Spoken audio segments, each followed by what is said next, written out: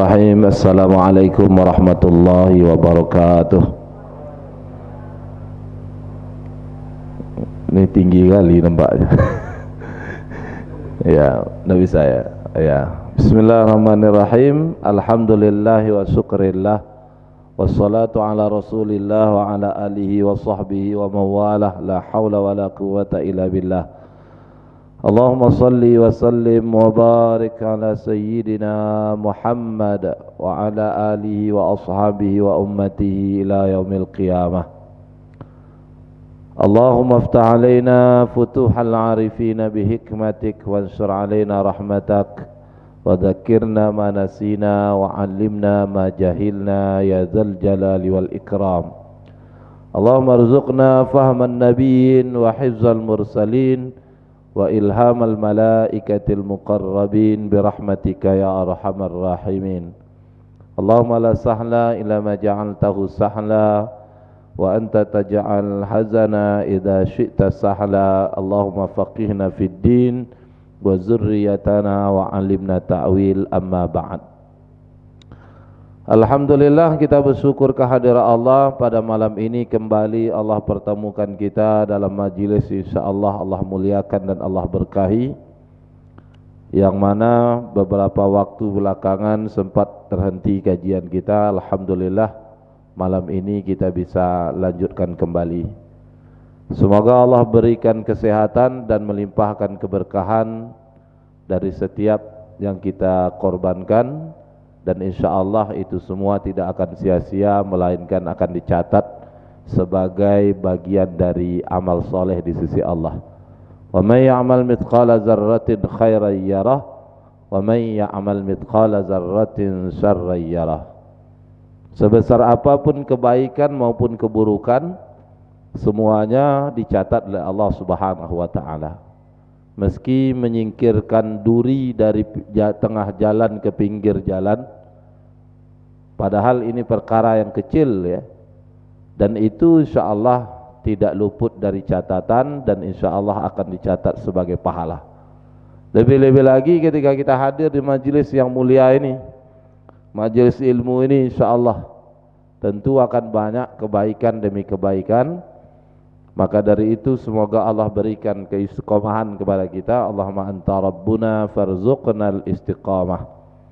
Dengan begitu insyaallah, jangan moga-moga lewat majlis ilmu ini menjadi asbab kelak kita memasuki surganya Allah Subhanahu wa taala. Amin ya rabbal alamin. Bapak Ibu yang dimuliakan oleh Allah Subhanahu wa taala, seperti biasa di Senin malam Selasa ya, ba'da maghrib menjelang masuk waktu isya, kita sharing seputar masalah fiqhul muamalatil maliyah, fikih tentang muamalah seputar masalah harta. Nah, pertemuan terakhir kalau tidak salah, karena sudah sempat beberapa pertemuan ini, berapa minggu? Ibu nih iya, 5 minggu kata ibu belakang. Ya, sebulan, 1 bulan kita terhenti karena ada hal yang suatu hal. Nah, alhamdulillah, kalau pertemuan sebelumnya kita membahas pembagian akad berdasarkan ghayah, tujuan, di mana kemarin ada 2 jenis akad. Pertama akad sahih, akad ghairus sahih. Akad dikatakan sah dan akad yang tidak sah. Kapan dikatakan sah itu? Kalau terpenuhi rukun dan syarat. Rukun syaratnya terpenuhi maka dia sahih, sah. Kalau sah maka objeknya menjadi halal. Nah, sebaliknya ghairus sahih, akad yang tidak terpenuhi rukun dan syarat, maka tidak terpenuhi rukun syarat itu menjadikan objeknya itu tidak halal. Inilah yang pernah kita bahas sebelumnya terkait dengan harta haram. Ada haram ghairu li zatihi, karena selain zat. Artinya haramnya itu disebabkan oleh hukum. Satu di antaranya disebabkan oleh akad. Meski objeknya halal tapi akadnya tidak sah, maka menjadikan objek itu tidak halal. Zatnya halal, contoh air. Air mineral itu halal secara zat. Tapi secara akad dilakukan transaksi tidak sah atas air ini, maka air ini menjadi tidak halal secara hukum.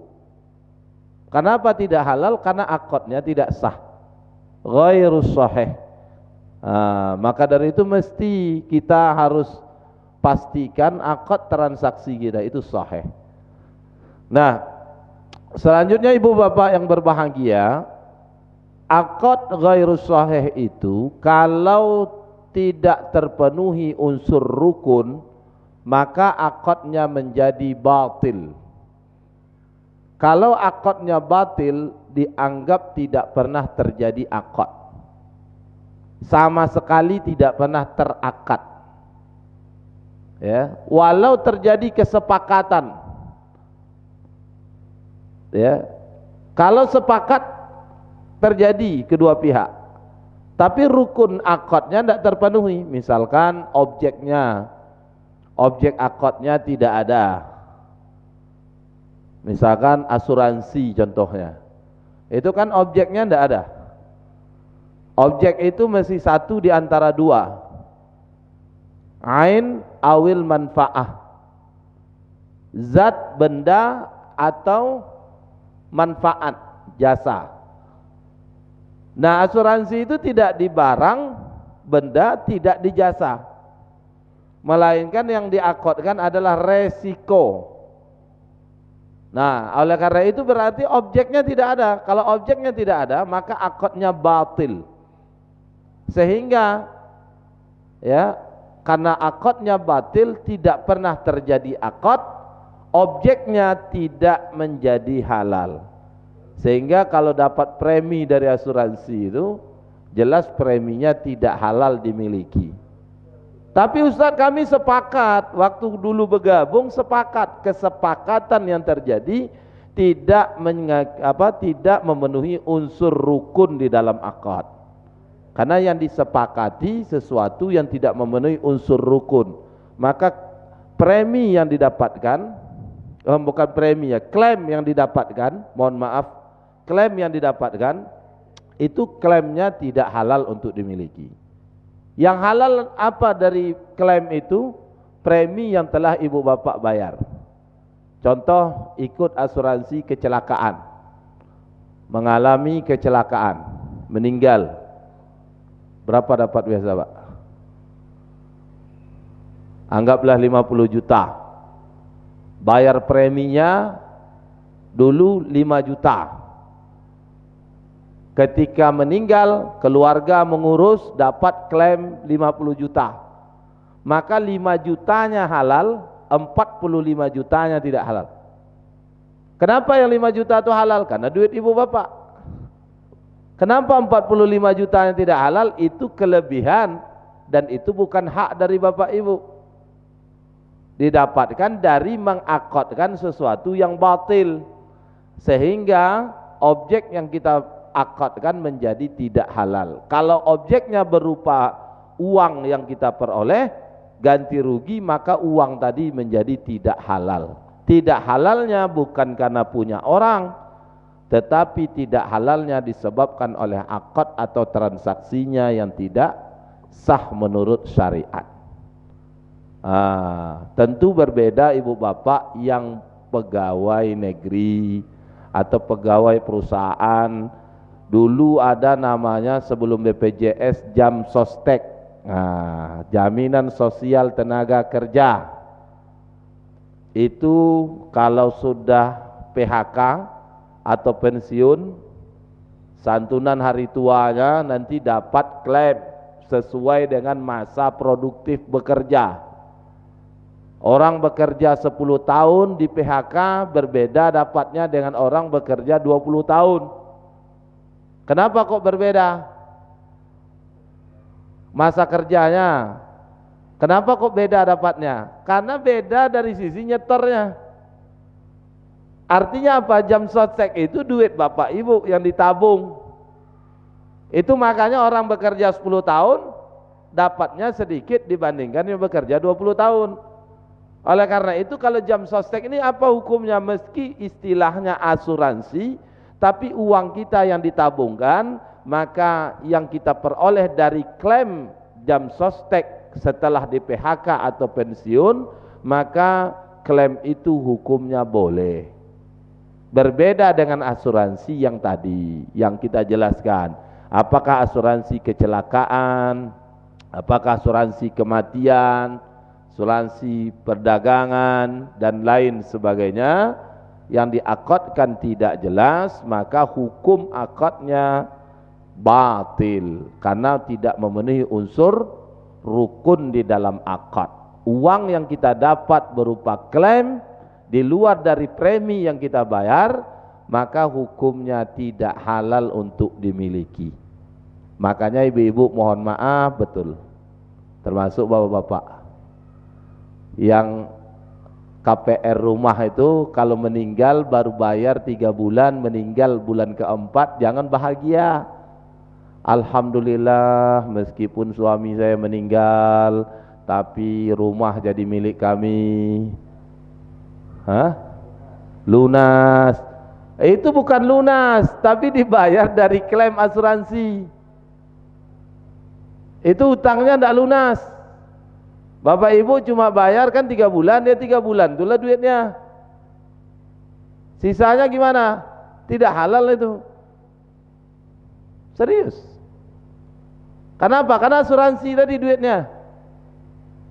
Berbeda kalau statusnya ibu bapak punya rumah nyicil sampai 15 tahun, nyicil 20 tahun. Tapi rumahnya udah selesai Ustaz, kami udah selesai akadnya, sekarang saya udah paham, sadar, taubat. Jadi gimana status rumahnya? Allah jawab di surah kedua ayat 275. Ya, faman ja'ahu mau'izatun mir rabbih fantaha falahu ma salafa wa amruhu ilallah. Maka siapa saja yang telah datang mau'izah peringatan mir rabbihi dari Rabbnya, dari Allah tabaraka wa ta'ala, fantaha maka dia meninggalkan, ya, falahu ma salafa apa yang telah mereka lakukan, yang telah dilakukan, yang telah lalu, masa lalu, salafa wa amruhu ilallah, diserahkan urusannya dengan Allah. Jadi udah selesai rumahnya Ustaz, karena kami ini KPR lama nih, udah lunas rumah kami, alhamdulillah. Tapi gimana ini hukum rumahnya, akad KPR yang kami dulu, karena udah lunas ya udahlah, mau gimana lagi. Kalau ibu bapak tak mau rumahnya, kasih tahu, nanti kita buat rumah binaan. Ya, mana tahu ada 2 rumah aku tak mau benar-benar halal Ustaz suci, ya udah nanti kita salurkan. Tapi kalau tidak, boleh enggak secara hukum? Boleh. Ya. Gimana akad selama hari ini? Tetap berdosa. Kalau itu kita menyia-nyiakan itu berdosa. Karena dosa itulah yang kekal. Maka yang di dalam hidup ini Bapak Ibu, 2 hal yang kekal. Pertama dosa, kedua pahala. Kredit rumah 15 tahun. Hidup 60 tahun. 15 tahun kredit, 45 tahunnya enggak kredit kan? Tapi dosa yang 15 tahun kekal. Pahala juga begitu. Pulang dari masjid ini sampai menjelang ke rumah, ada kayu di tengah jalan, kita singkirkan supaya jangan mengganggu orang lewat. Kan enggak semalaman suntuk, tak seumur hidup buang kayu itu kan? Sebentar aja ambil, singkirkan ke pinggir jalan. Sebentar, tidak selamanya, tapi ada yang kekal pahalanya. Maka berhati-hatilah kita dalam berbuat, karena perbuatan yang kita lakukan tidak kekal, tapi yang kekal dari perbuatan itu pahala atau dosa. Solat contohnya, solat ini tidak lama. Kalau meninggal umur 60, dah itu tidak solat lagi. Tapi pahala solat sejak kita balik sampai usia, tutup usia 60, itu kekal. Tapi solatnya sampai 60 tahun cuma, itu tidak kekal. Termasuk emak-emak, kalau agak ngeyel kadang suaminya, Bu, taat dipaksakan aja lah untuk taat. Karena ketaatan ibu itu nanti tidak lama. Kalau tak ibu duluan meninggal, bapak yang duluan meninggal, atau sama-sama meninggal, udah meninggal salah satu tak perlu taat lagi. Tapi ada yang kekal, pahala ketaatan. Itu menjadi asbab 1 dari 4 yang membuat wanita, 4 syarat membuat wanita masuk ke dalam surga lewat pintu manapun dia mau. Maka kalau agak-agak perintah-perintah dikit ya taati aja lah. Aku taati ya bang, tak lama aku taati abang. Kalau tak aku duluan mati, abang yang duluan mati. Ya, Bapak Ibu yang dimuliakan oleh Allah Subhanahu wa taala. Ini akad secara ghairus sahih, yang tidak sah karena disebabkan rukun, mengakibatkan akad itu batil. Ulama sepakat kalau akad yang batil, maka akad itu hukumnya, objeknya haram dan pelakunya berdosa. Jadi jangan dikira Bu kalau akad yang tadi tidak berdosa. Kenapa berdosa? Karena tidak mentaati syariat. Seperti yang kita bahas-bahas sebelumnya, fikih ini bagian dari hukum syara', al-ilmu bil ahkamis syar'iyyah, ilmu tentang hukum-hukum syara'. Jadi fikih ini bagian dari syariat. Nak mentaati fikih, tidak mentaati syariat. Aturan syariatnya berkaitan dengan muamalah, itu menyangkut tentang akad-akad. Kalau kita tidak patuhi akad ini, tanpa kita sadari kita berdosa. Ya, tidak hanya berdosa, objeknya tidak menjadi halal. Begitu. Gimana Ustadz kalau udah terlanjur objek akad yang tidak halal ini dibelikan ke barang, dijual balik, diwakilkan dengan orang yang non muslim, misalkan ibu bapak jualkan lagi, ambil uangnya sesuai dengan modal yang ibu bapak keluarkan. Beli barang itu misalkan 200.000, walau pasarannya sudah naik 300, maka hak ibu bapak 200 itu aja diambil. Kalau akadnya batil, karena akad batil objeknya tidak pernah menjadi halal, pelakunya berdosa, objeknya tidak halal. Beda yang kedua. Yang kedua ini ghairus sahih karena disebabkan syarat-syarat akad. Syarat-syarat akadnya tidak terpenuhi, maka akadnya tidak sah juga. Tapi tidak sahnya mengantarkan berstatus fasad alias fasid, atau dalam bahasa kitanya akadnya rusak. Akad fasad atau fasid itu sama-sama tidak sah. Cuma bedanya fasid itu rusak. Ya, ulama ikhtilaf dalam hal ini. Dikutip dalam kitab Fiqhul Islam wa Adillatuhu, ditulis oleh Syekh Wahbah Az-Zuhaili di kitabnya jilid yang kelima. Di situ ada bahasan bagian tentang bai'ul fasid, jual beli fasad, jual beli rusak. Menurut Syekh Wahbah Az-Zuhaili, di mana beliau mengutip pendapat ulama, pendapat jumhur ulama, jual beli akad yang fasad rusak tadi, pelakunya berdosa, objeknya juga tetap tidak halal. Tapi menurut Imam Abu Hanifah, di dalam kitab itu dijelaskan pelakunya berdosa tapi barangnya makruh dimiliki. Bedanya cuma itu. Tapi sama dari konteks dosa, sama-sama berdosa. Ulama sepakat kalau objek akad yang tidak sah alias fasid itu objek akadnya, pelakunya berdosa. Cuma bedanya objek barangnya tadi, ada mengatakan, jumhur mengatakan tetap haram, tapi Imam Abu Hanifah mengatakan hukumnya makruh. Ya, makruh tidak masuk ke bab haram, tapi masih boleh dilakukan. Tapi Meski kita lakukan tetap pertahankan, tapi kita tetap berdosa. Kenapa berdosa? Karena melanggar ketentuan syariat. Nah, ini pentingnya kita pahami Bapak Ibu yang dimuliakan oleh Allah Subhanahu wa taala. Mungkin sampai di sini ada hal yang mau ditanyakan? Sharing, persilakan, Pak. Ya.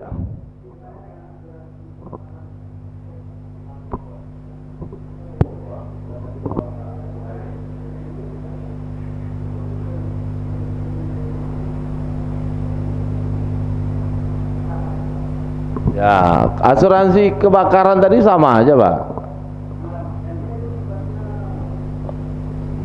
Iya.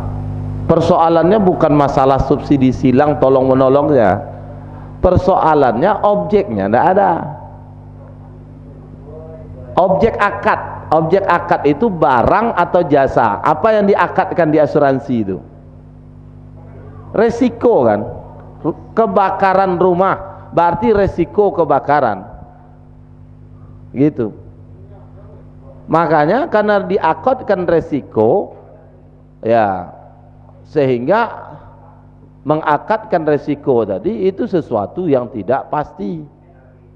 Karena apalagi kalau dalam kajian akidah keimanan, resiko itu kan masuk dalam bab qada dan qadar, takdir ketetapan Allah. Kecelakaan, kematian, kebakaran itu bisa terjadi, bisa tidak. Nah, di situ objeknya, Pak, masalahnya. Rumah itu kan resiko rumah. Sama juga dengan asuransi jiwa. Kalau Bapak pahami objeknya itu rumah tadi, berarti jiwa ini kan badan nih orang. Ada juga, cuma bukan di situnya resikonya itu yang diakadkan. Orang sepakat kalau asuransi itu bukan akad yang bergerak pada barang, tapi ada yang mengatakan bergerak pada jasa. Cuma kita kritisi kembali, ternyata jasa juga tidak. Kenapa? Karena kalau jasa itu setelah berakad langsung kita dapat manfaatnya. Contoh nyewa rumah, saya mau ngontrak setahun, berapa setahun? 7 juta misal nih. Maka setelah sepakat kita bisa dapat ngambil manfaat dari rumah.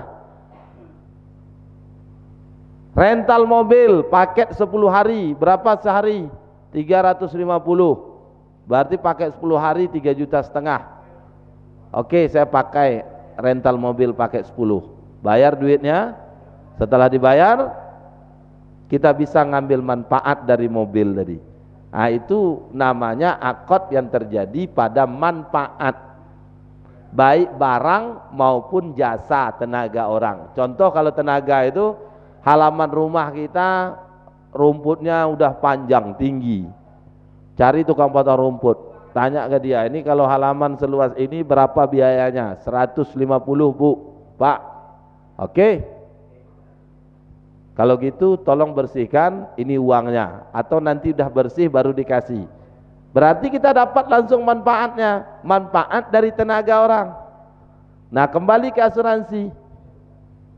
Asuransi itu kapan kita dapat manfaatnya?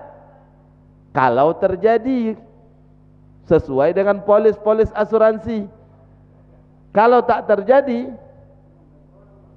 nah, tidak dapat. Perkara membantu itu tidak masalah, bukan di situ masalahnya, Pak. Ya, perkaranya itu apa namanya? Di akadnya tadi, di objeknya. Nah, oke, kalau dikatakan asuransi itu kan menolong, membantu orang. Benarkah itu membantu? Kalau kita membantu berarti akadnya sosial. Sama besok diumumkan Nabi Isa nanti kepada jemaah Masjid Al-Hidayah hari Ahad nanti ngumpul di masjid, kita gotong royong persiapan mau menyambut Ramadan misalkan, atau kita mau ada acara Rojab misalkan begitu, datang Bapak Ibu bersih-bersih gotong royong di masjid, apa yang diharapkan itu? Pahala cuma kan? Ada orang kecelakaan depan rumah kita, atau di depan kita, kita bantu, bawakan ke rumah sakit, setelah itu laporkan ke polisi. Kalau dia kecelakaan, saya cuma membantu. Apa tujuan kita membantu dia? Semata-mata sosial, tidak ada mengharapkan apa-apa kan? Kamu gitu? Berharap pamrihkah kita dari orang yang dibantu? Nah, coba kembali ke asuransi. Hari ini Bapak tidak kena resiko. Ada teman anggota nasabah asuransi yang kena. Bapak tolong. Dengan judul kita akan menolong. Tapi benarkah Bapak murni menolong sosial? Atau kalau Bapak kena, Bapak minta tolong juga?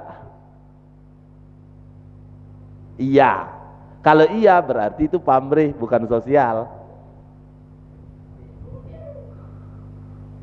Gitu Pak. Kalau sosial itu memang semata-mata nolong, tidak ada mengharapkan bantuan dari orang itu. Makanya kalau ibu bapak wirid nih, tengok-tengok, hati-hati. Datang ke rumah orang diundang wirid, datang ke rumah orang diundang wirid. Pas undangan datang di wirid di rumahnya, orang tak datang. Jangan pula ngamuk-ngamuk. Besok mulai hari ini berhenti aku ikut wirid nih. Kenapa berhenti? Pas rumah orang awak paksakan datang, hujan-hujan berpayung awak. Tiba rumah awak tak sampai 20 orang. Mulai hari ini berhenti aku ikut persatuan. Itu salah niatnya. Karena kan wirid itu sosial. Kita pas orang wirid kita datang karena diundang.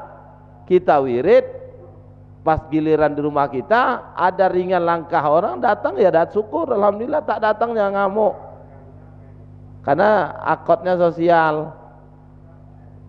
Makanya kalau bapak bilang kan asuransi menolong, betulkah menolong? Yang menolong itu pasti tidak minta ditolong ketika kita mengalami resiko. Faktanya kan tidak. Hari ini kita mendaftar, 2 hari kemudian ada teman kita yang nasabah asuransi itu kena resiko, kita tolong. 3-4 bulan akan datang kita yang kena resiko, maka kita pun minta tolong. Berarti ini bukan sosial, akadnya bisnis, tapi judulnya tolong menolong. Ini penduto gadang namanya Pak. Kalau bahasa tanah merahnya beduto gadang. Ya, ada terbesit niat untuk minta ditolong kalau kita yang kena. Tapi begitulah aturan dalam asuransi. Begitu Pak. Allahu a'lam bishawab. Tapi tidak usah khawatir. Ini pula yang mengatakan, ulama mengatakan asuransi itu, ada ulama mengatakan haram. Ya. Nah, ulama yang mengatakan haram ini salah satu alasannya karena membisniskan takdir. Kecelakaan takdir, kematian takdir, kebakaran takdir. Takdir yang dibisniskan. Ya. Kalau gitu Ustadz, yang jual papan bunga gimana? Bukan bisnis takdir dia bisnis papan bunganya. Nah, kalau ada yang meninggal, di satu sisi bersedih, di sisi lain ada nikmat, rizkinya dapat. Karena bisnisnya itu yang diakotkan dia itu papan bunganya, bukan kematian orangnya, orang yang meninggalnya. Begitu. Allahu a'lam bishawab. Iya. Iya.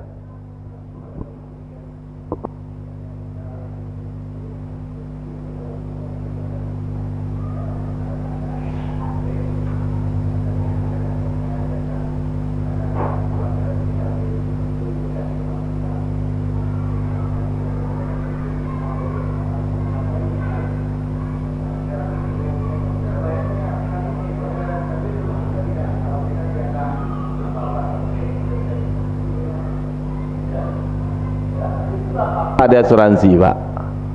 Bapak mendaftar, selama waktu yang diakadkan disepakati tidak terjadi resiko. Jadi gimana itu? Ya itulah asuransi. Kalau tidak kena resiko tidak dapat apa-apa. Itu bukti kalau asuransi itu bukan di jasa. Dia di barang tidak, di jasa juga tidak. Jadi gimana posisi saya? Ya udah, kalau bisa jangan lanjut. Kenapa? Karena kalau melanjutkan mengakadkan yang batil tadi. Di asuransi juga rumah, Pak? Enggak ya?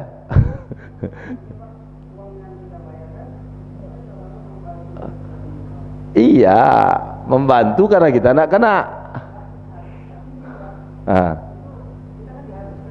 Ya.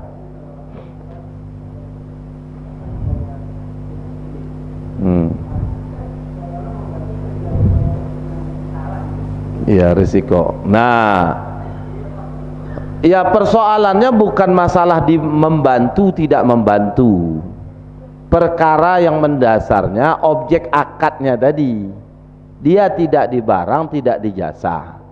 Apalagi kalau judulnya lagi ditambah lagi ini, membantu, diwajibkan membantu.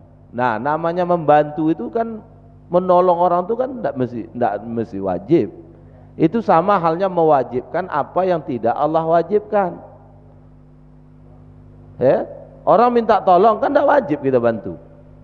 Dianjurkan untuk membantu. Sementara di asuransi mewajibkan. Mewajibkan, sementara Allah sendiri tidak mewajibkan. Ditambah lagi Pak, ada perkara berikutnya yang membuat masalah itu. Katanya kan akad jaminan. Nah, faktanya tidak memenuhi rukun jaminan. Kalau rukun jaminan itu kan ada penjamin, ada yang menerima jaminan, ada yang dijamin. Kita berakad dengan perusahaan asuransi, di mana tertulis di dalam akad itu, transaksi itu, perusahaan asuransi menjamin. Faktanya bukan perusahaan asuransi yang menjamin, nasabah yang menjamin, nasabah yang menerima jaminan, resiko nasabah yang dijamin. Asuransi gimana? Padahal kita berakad asuransi yang menjamin. Harusnya ada 3 pihak di situ. Seperti kasus Abu Ubadah bin Abu Qatadah.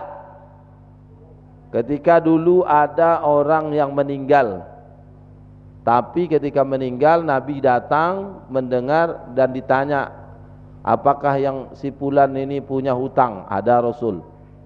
Apa kata Nabi? Shollu li sahibikum. Salatlah saudara kalian, ya, sahabat kalian. Nabi balik kanan karena jenazah tadi punya hutang. Nabi tak mau menyolatkan orang yang punya hutang. Tapi Nabi tidak melarang sahabat untuk menyolatkannya. Ini berarti hukum menyolatkan tetap fardu kifayah.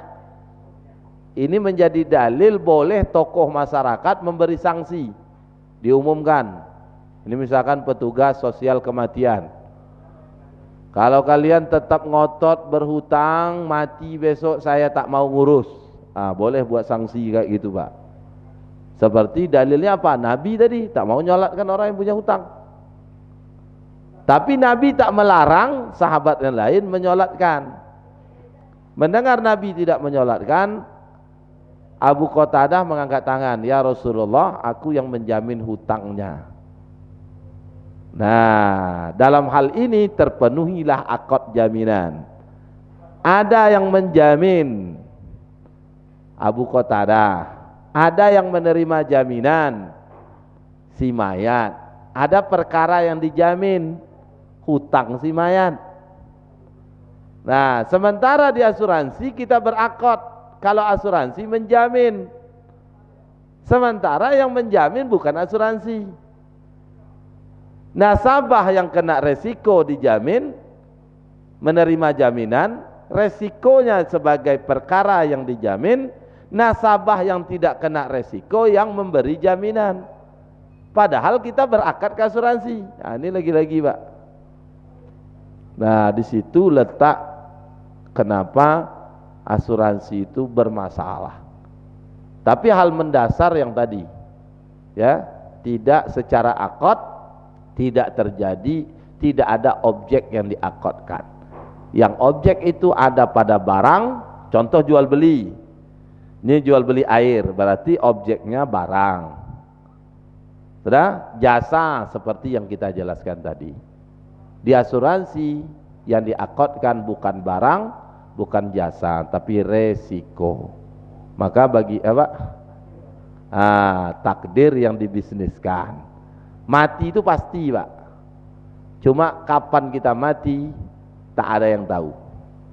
Ustaz, kami belajar alamatul maut, tanda-tanda kematian. Yang nama tanda-tanda tidak pasti. Tak selamanya mendung turun hujan. Sebegitu, mati juga begitu. Kecelakaan, yang bawa kendaraan kencang, kecelakaan, tidak jaminan juga. Ada yang tak pakai kendaraan jalan kaki diserempet. Ada juga pakai motor baik, pelan, paling tinggi 40, disodok orang dari belakang, disenggol orang, serempet orang dari belakang. Mati, ajalnya tiba, mati. Nah, mati itu pasti, cuma kapan? Wallahu a'lam bishawab.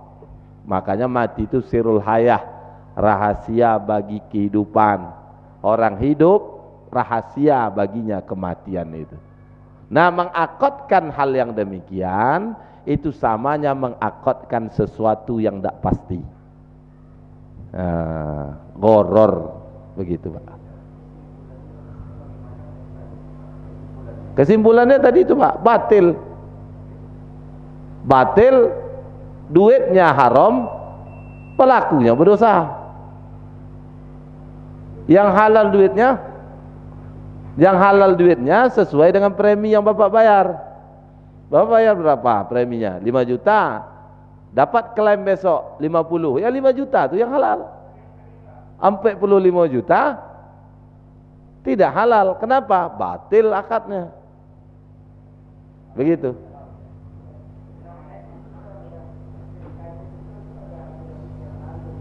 Betul. Ya. Jadi gimana? Nah, ini lagi-lagi ada kondisi kita melakukan, ada kita dipaksa melakukan. Itu dua fakta yang beda. Kalau Bapak mengasuransikan rumah tadi, itu Bapak tak dipaksa. Berarti Bapak ingin melakukan.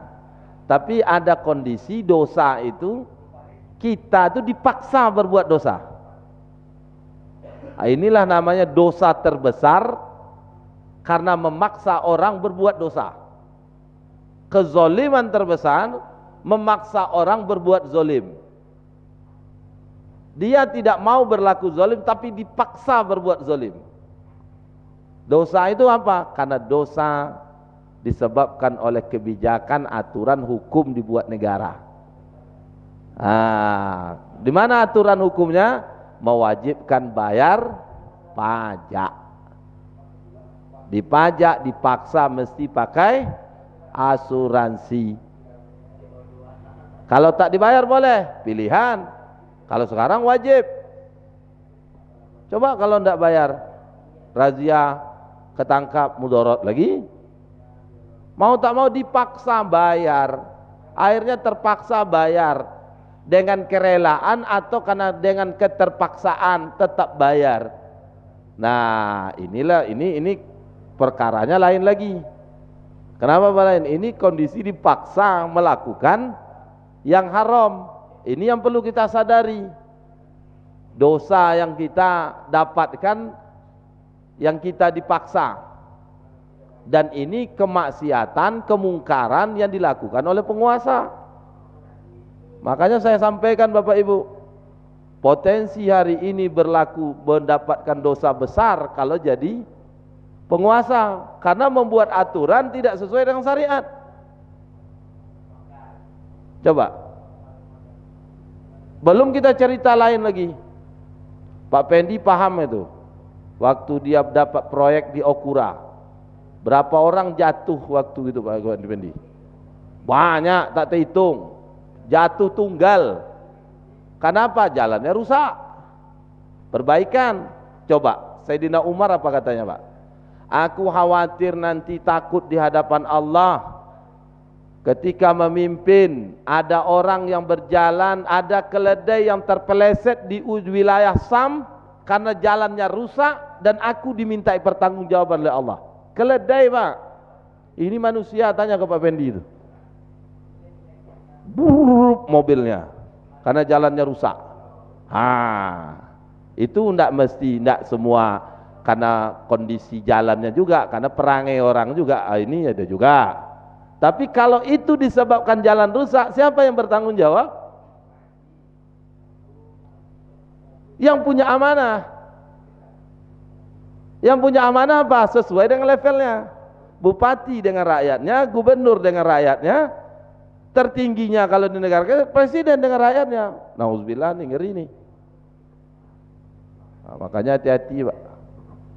Bapak mau caleg besok? Nah, itu peluangnya ngeri itu.